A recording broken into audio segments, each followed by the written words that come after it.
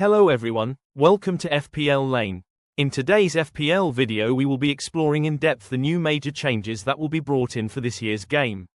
We will also look into the impact of these changes and what they could mean for how FPL is played moving forward.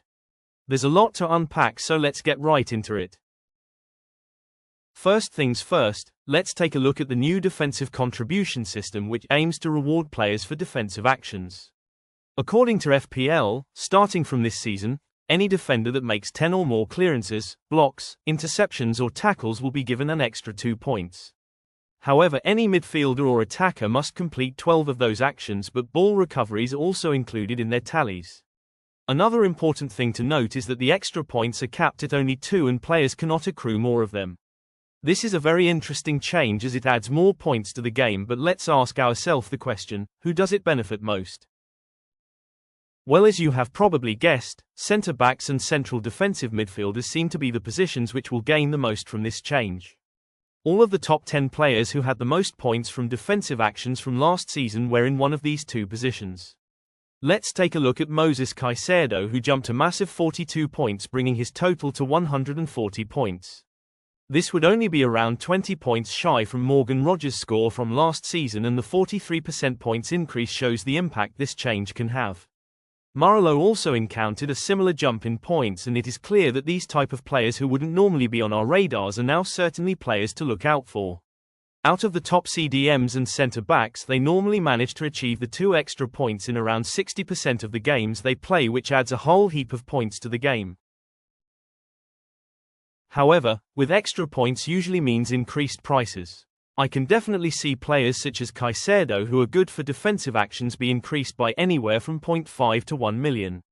Now, let's take a look at the new FPL chip changes that will be brought in this year. Yes, you are seeing things correctly. For this year's FPL season, the amount of chips that you can use are being doubled from 4 to 8. Each chip will now be able to be used twice in one season, which in my opinion is a really good change.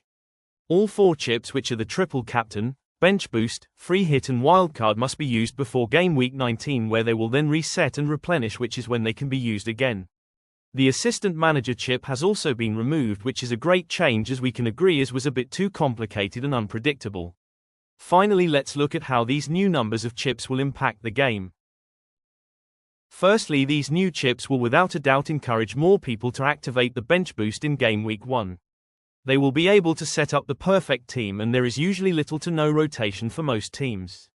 This will obviously depend on the player prices, but I can confidently say that this strategy will be very popular this season.